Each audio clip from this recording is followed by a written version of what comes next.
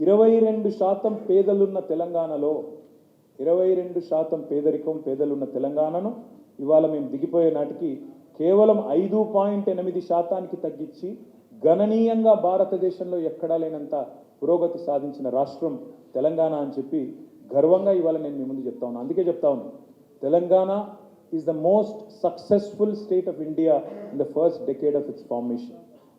అదేవిధంగా ఎన్నో ఉన్నాయి ప్రశంసలు, అవార్డులు, కొత్త విద్యుత్ విధానాలు, కొత్త వ్యవసాయ విధానం, తాగునీటి విధానం, కొత్త సాగునీటి విధానం, పరిపాలనలో సంస్కరణలు, కొత్త చట్టాలు.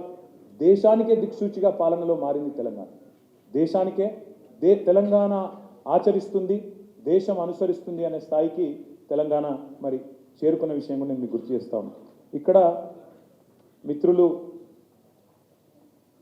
ఇక్కడ ఒక మాట మీకు నేను చెప్పాలి. ఇంతకుముందు నేను అన్నాను ప్రశంసలు ఎన్నో వచ్చినాయి అన్నాను. మీకు ఒక్క మాట ఇక్కడ చెప్పాలి. ఎన్ని ప్రశంసలు వచ్చినాయంటే స్వయంగా నీతి ఆయోగ్ వచ్చి రికమెండ్ చేసింది కేంద్ర ప్రభుత్వానికి, మీరు మిషన్ భగీరథ అనేది చాలా మంచి కార్యక్రమం, దీనికి ఒక 19,000 కోట్లు ఇవ్వండి అని నీతి ఆయోగ్ వచ్చి సిఫారసు చేస్తారు. మిషన్ కాకతీయ చాలా మంచి కార్యక్రమం, దానికి ఒక 5,000 కోట్లు ఇవ్వండి, రెండింటికి కలిపి 24,000 కోట్లు ఇవ్వండి అని కేంద్ర ప్రభుత్వానికి స్వయంగా నీతి ఆయోగ్ సిఫారసు చేస్తుంది. 15 రాష్ట్రాల నుంచి అధ్యయన బృందాలు వచ్చినాయి తెలంగాణ వచ్చి మిషన్ కాకతీయను, మిషన్ భగీరథను అధ్యయనం చేసి మా రాష్ట్రాల్లో కూడా అనుసరిస్తాం, మా రాష్ట్రంలో కూడా ఆచరిస్తామని చెప్పి ఇక్కడికి వచ్చి స్టడీ చేసిపోతారు. ఒక water man of India Rajendra Kumar గారు వచ్చి మిషన్ కాకతీయను అధ్యయనం చేసి ఇది భారతదేశం మొత్తం ఆచరించాలి అని చెప్పిపోతారు. ఇక తర్వాత మీకు తెలుసు తరతరాల తాగునీటి తనలాటకు ఎట్లా చరమగీతం పాడినాం అవన్నీ కూడా మీకు తెలుసు. ఆ విషయాలు నేను వివరంగా చెప్తాను.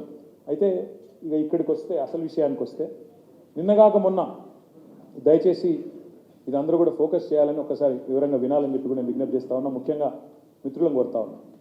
నిన్నగాక మొన్న తెలంగాణ ప్రభుత్వం, కొత్తగా కొలువుదీరిన తెలంగాణ ప్రభుత్వం ఒక తప్పుల తడక, ఒక అబద్ధాల పుట్టలాంటి శ్వేతపత్రం పేరిట ఒక అంకెల గారడీకి, అభాండాలకు తెరదీసింది.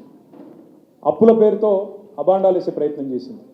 6,71,000 కోట్ల అప్పులున్నాయి అని చెప్పి తప్పులు చెప్పింది ఈరోజు ప్రభుత్వం. అసెంబ్లీ సాక్షిగా, అత్యున్నత చట్టసభ సాక్షిగా పూర్తి స్థాయి సత్యదూరమైన మాటలకు తెరదీసింది ఈ ప్రభుత్వం. అందుకే వాళ్ళ డొల్లతనాన్ని, వాళ్ళ రాజకీయ దివాలా కోరుతనాన్ని వివరించడానికే ఈరోజు ఈ శ్వేతపత్రం. అప్పుల పేరుతో అభాండాలు వేసినారు. కానీ వాస్తవం ఏంటి అంటే ఈరోజు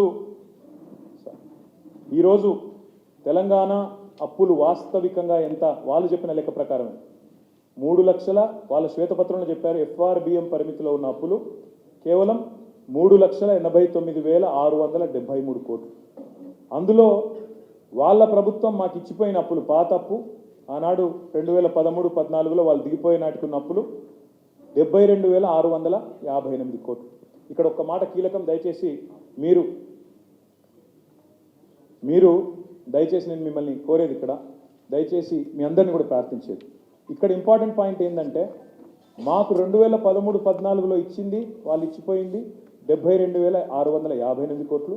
వాళ్ళు ఇచ్చిన శ్వేతపత్రం ప్రకారమే FRBM పరిమితి లోపల మేము రాష్ట్ర ప్రభుత్వం తెచ్చిన అప్పులు 3,89,673 కోట్లు. అంటే మా ప్రభుత్వం గత 9.5 ఏళ్లలో చేసిన అప్పు FRBM పరిమితి లోపల ఎంత అంటే 389 మైనస్ 72,658 తీసుకుంటే 3,17,015 కోట్లు మాత్రమే. కానీ దాని ఎంత బుకాయింపు అంటే ఈ 3,17,000 కోట్లను 6,71,000 కోట్లు అని చెప్పి వాళ్ళు ఇలా చిత్రీకరించే ప్రయత్నం చేస్తూ ఉన్నారు. ఇది ఎందుకు డొల్లా అని నేను అంటున్నా అంటే ఇందులో ప్రభుత్వ గ్యారంటీ ఉన్నాయి 1,27,208 కోట్లు ఉన్నాయి. స్పెషల్ పర్పస్ వెహికల్స్గా డైరెక్ట్గా హైపోథకేషన్తో, అంటే ఉదాహరణకి విద్యుత్ సంస్థలు ఉంటాయి, భద్రాద్రి అనే ప్రాజెక్టు కట్టాలా, యాదాద్రి అనే ప్రాజెక్టు కట్టాలా, భద్రాద్రి కట్టాలన్నా యాదాద్రి కట్టాలన్నా గవర్నమెంట్ గ్యారంటీ లేకుండానే సెల్ఫ్ హైపోథకేషన్. అంటే ఇప్పుడు ఎట్లాంటి ఉదాహరణకు మీరు కారు కొనుక్కుంటారు, కొన్ని కార్ల మీద చూస్తూ ఉంటారు మీరు తిరుగుతున్నప్పుడు, hypothecated to State Bank of India అని రాసి ఉంటుంది. అంటే ఏంటిది, మీరు కనుక ఆ అప్పు కట్టకపోతే బ్యాంకు వాళ్ళు ఆ ఆస్తిని తీసుకుపోతారు అని అర్థం. దానికి ఆడికాడికే సరిపోతుందని అర్థం.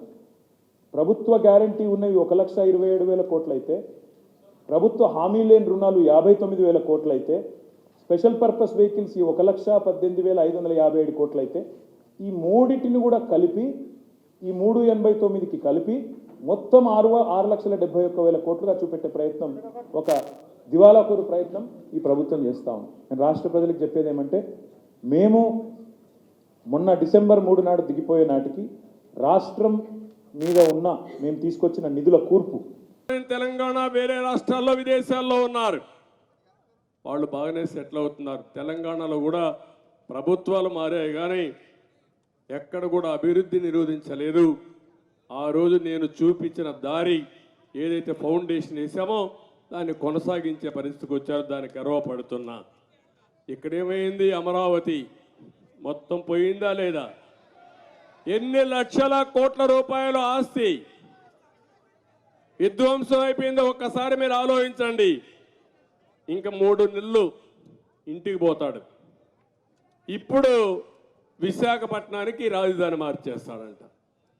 నిన్న కూడా కోర్టులో చీవాట్లు పెట్టి ప్రభుత్వ ఆఫీసులు ఏది కూడా షిఫ్ట్ చేయడానికి వీలు లేదని వాతలు పెట్టే పరిస్థితి వస్తే సిగ్గులేని ప్రభుత్వం ఇంకా మాట్లాడుతుంది. ఈ ముఖ్యమంత్రి విశాఖపట్నంలో 500 కోట్ల రూపాయలు ఖర్చు పెట్టి రిషికొండ బోడిగుండు కొట్టేసి అక్కడ ప్యాలెస్ కట్టే పరిస్థితికి వచ్చాడు. ఏమన్నా నాకు అర్థం కాలేదు. ఒకటి కాదు, ఇలాంటివి సంఘటనలు ప్రతిరోజు జరుగుతున్నాయి. అందుకే నేను మిమ్మల్ని అందరినీ కోరేది, మనందరం కలుద్దాం. ఈరోజు రాజకీయాలకు అతీతంగా కోరుతున్నా, తెలుగుదేశం పార్టీ ఒక నిర్దిష్టమైన సిద్ధాంతాలు ఉన్నాయి. ఈరోజు చాలామంది వెనుకబడిన వర్గాలు వచ్చారు. వారందరినీ మనస్ఫూర్తిగా సాదరంగా పార్టీలోకి స్వాగతం పలుకుతున్నా. ఎస్సీలు వస్తున్నారు, వారికి కూడా స్వాగతం పలుకుతున్నా. ఎస్సీలు కానీ, బీసీలు కానీ, మైనారిటీ కానీ అందరం కలవాల్సిన అవసరం ఉంది. ఎస్టీలు కానీ కలవాల్సిన అవసరం ఉంది. కలవడం కాదు, మళ్ళీ మనం అందరం కలిసి రేపు జరిగే ఎన్నికల్లో ఏకపక్షంగా ఎన్నికలు జరగాలి. నేను ఒకటే మిమ్మల్ని కోరేది, ఈరోజు ఇలాంటి వ్యక్తి రాజకీయాలకు పనికిరాని వ్యక్తి. నేను చాలామంది ముఖ్యమంత్రులు చూశాను. 40 సంవత్సరాల్లో 10-12 మంది ముఖ్యమంత్రులు చూశాను. అందరికంటే ఎక్కువ సమయం నేనే ముఖ్యమంత్రిగా ఉన్న తెలుగు జాతిలో. అది కూడా గర్వకారణం నాకు. అది నా గొప్ప కాదు, మీరు ఇచ్చినటువంటి ఆశీస్సులు అవన్నీ.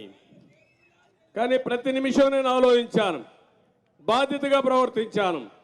మళ్ళీ నా వల్ల మీకు ఏ విధంగా మేలు చేయాలని ఆలోచించాను తప్ప ఎప్పుడు కూడా అపోజిషన్ పార్టీల మీద దాడి చేయాలనో నష్టపరచాలని నేను ఎప్పుడు ఆలోచించలేదు. నా పోరాటం సమస్యల పైన, మీ భవిష్యత్తు పైన పోరాడాను, నేను చేశానని చెప్పి కూడా నేను మీకు తెలియజేస్తున్నా. అందుకే నేను కోరేది, రేపు జరిగే ఎన్నికలు అన్ని రాజకీయ పార్టీలు ఆలోచించుకోవాలి, రాజకీయ పార్టీల కార్యకర్తలు ఆలోచించుకోవాలి. దానికంటే ముందు ముఖ్యంగా పేద ప్రజానీకం ఆలోచించాలి. కులాలకి, మతాలకి, ప్రాంతాలకు అతీతంగా అందరూ ఆలోచించుకుని ముక్త కంఠంతో ముందుకు రావాల్సిన అవసరం ఉంది. నేను అందరి వాడిని కానీ నేను ఏ ఒక్కరి వాడిని కాదని మరొక్కసారి మీ అందరికీ స్పష్టం చేస్తున్నా. ఎక్కడ పేదవాడు ఉంటే అక్కడ నేను ఉంటాను. నా జీవితాశయం ఒకటే, పేదరికం లేని సమాజాన్ని చూడాలనేది నా జీవితాశయం. రెండోది, తెలుగువారు ప్రపంచంలోనే నెంబర్ 1 కమ్యూనిటీగా ఉండాలనేది నా లక్ష్యం అని చెప్పి మీ అందరికీ తెలియజేస్తున్నా. ఇది సాధ్యం కాదని ఎవరన్నా అనుకుంటే అది పొరపాటు. సాధ్యం అవుతుంది, ఇప్పటికే చేసి చూపించాం. అందుకే నేను ఒకటే అంటున్నాను, నాకు ఒక స్పష్టత ఉంది, ఒక విజన్ ఉంది, జీవితంలో ఒక ధ్యేయం ఉంది, ఒక ఆశయం ఉంది. ఆ ఆశయం నన్ను ఆశీర్వదించిన మీరు బాగుండాలనే ఏకైక లక్ష్యం తప్ప వేరే లక్ష్యం లేదని చెప్పి నేను మీకు తెలియజేస్తున్నా.